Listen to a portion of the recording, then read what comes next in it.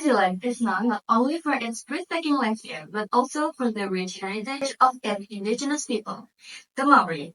So today, we'll be looking closer at the significant aspect of Maori culture, Tāmoko and the Hongi. To give us a more personal perspective, we're going to listen to our field reporter, Hera Aulianisa, who is someone who just returned from a trip to New Zealand and had a chance to experience those traditions up close. To Hera Aulianisa, over to you. Okay, thank you for the opportunity, Papa. So we are here with our friends who just got back from New Zealand and they want to share their experience. So let's ask them. So we're here with Puspito and Irmas. Hello guys. Hello. So I heard you guys just got back from New Zealand and I heard you guys stayed about 7 days. 7 days. Yeah. Approximately 7 days. So we are curious. So I'm first curious about you guys, your experience there. Could you tell us a little bit about it? Of course. Ade Irmas wants to share first. Okay, first I learned about Hongi Culture, the greetings when they touch their nose, but it's really warm hearted. Yes, actually the general experience that I felt over there is like maybe about 7 days that I have been experienced is like it's very warm. New Zealand is very warm environment when all the societies always will come to you when you're trying to go there. Oh, that's great. Yes. So you said about Hongi culture. Yes, Hongi Culture. So what is the most interesting part about the Hongi culture? Yes. Maybe you want to start first. Okay, so for me, maybe people like, what is the Hongi Culture? Because they just touch their nose, but it's really warm heart greeting for me, and it's feel like no one had that interaction.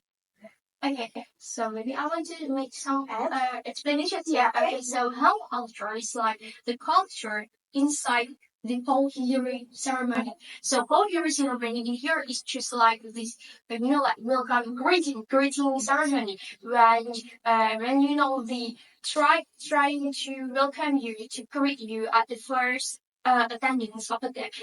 So since it's greeting, can you tell me about the most interesting part about the greeting?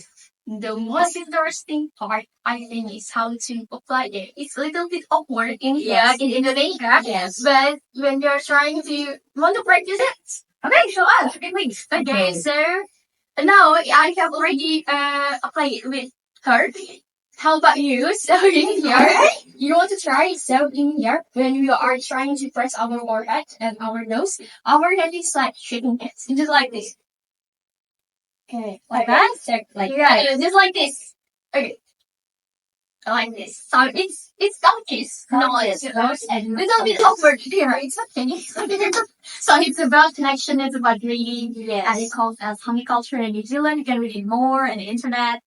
And so last question is what does it feel like to share with the local people there? Yeah, I think it's very, like warm. Like there is a warm noise when you are trying to share with this Hongi culture with them because like it's connected our souls. It's like that. It combines our souls between me and them, so they know us better. So like that. So that's all about the Hongi culture. Come on, guys. So you know about Hongi culture. It comes from New Zealand and it's special greeting from Maori tribe called Hongi culture. If you have enough financial support, I hope you can see that too in New Zealand by yourself. And that's all from my friends. Okay, now we will explore to the next person about he just got back here from New Zealand and let's ask him. So we're going to share to another person who just got back from New Zealand as well. Come on. So this is Adrin. Hey, Adrin. Hello. Yes, hello. So I heard you just got back from New Zealand as well, just like our other friends. Yes. So I want you to share your general experience as well about New Zealand. Yeah, so I was in New Zealand for maybe around 2 months, and I've been there to learn about the country cultures, and I also, at first it was only a vacation, but later on, I turned out to be having myself engaged into the traditional culture, which maybe they call it as Tāmoko culture. So, you guys, Tāmoko Culture. So, could you tell our friends here about Tāmoko Culture? Yeah, so basically, Tāmoko culture is a culture where people, the indigenous people, they like body paint, tailoring their body from face, hands, and body, and the tailor represent their life, and also it represent the spirit of the culture and the spirit of the tribe itself. So, since you answered my second question, so I just gonna skip to the third question. And it is about, could you explain to us about the Tāmoko pattern? You said tattoo, right? Yeah, So, definitely. explain about the pattern. Does it mean something? Yeah, but personally, firstly, I have the tattoo itself. Yeah, this is the tattoo. So this tattoos mean it's supposed to be two-person, and yeah, I made it with my girlfriend right there, and it represents the longevity and it's symbols of hope within the relationship. But other, we learn about other cultures as well. The pattern, which the first one is the Haimata, which maybe look like a crystal, and the design signifies good luck and abundance of food, bravery, and diligence. The next one is Mania. Uh, it's the symbol of the creature from the mythology. It has a bird head and fistel, also a man body. And it refers to as a protector that keeps the entire individual safe from evil. And then they also have Heititi, which is a general emblem of life, glory, and also family. It also represents respect for the ancestors and those who came before us. And then sorry about my pronunciation. I think it's Unahi, which is a peace skills representing abundance and provision.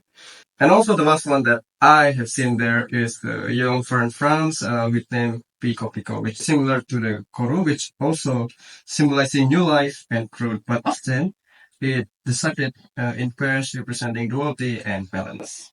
Whoa, that's whole new knowledge for all of us here. And the last is, I still got two questions for you. What is the coolest thing about Tāmoko? I think the coolest thing is the tattoo itself because the tattoos contain a meaning, contain the representing of the ancestor. It's saying that we need to respect the people that came before us, and also each pattern it signifies like the personality of the people. Yeah. That also there are social structure there. You can see from the tattoo, you can see from the body paint, the spirits of all of the Tāmoko culture and the New Zealand tribe is really, really engaging, and it's really amazing to be there also. That's the coolest part. That's really cool. That's really cool. Now, you have one, you said? Yeah, yeah. So, how does it feel to have one in your body? I think for me, as a tourist, also it means that I'm being accepted into the community and I'm being respected, and then they also see me as one of the tribe there. So it's a symbol of fun, and I think it's very cool. I think the universe, the world, would have a lot of lesson from the Tomoko culture, and I hope this culture will spread a good positivity into the world. Yeah, thank you. That's a lot of information for all of us here. Yeah. Thank you. Thank you. Thank you Thank very you. much. Come on, guys. So, about Tāmoko, we basically see that Tāmoko is a traditional tattoo from New Zealand. It comes from exactly the Maori tribe, and Moko itself tells about the tribe's identity, the culture, the story, the mourn, and everything there. So, I think that's all about New Zealand today. Back to our presenter, Fafa. Thank you. Thank you, Hera Aulianisa, for that insightful conversation. So, as we wrap up today's episode, we remind that culture isn't just something we observe.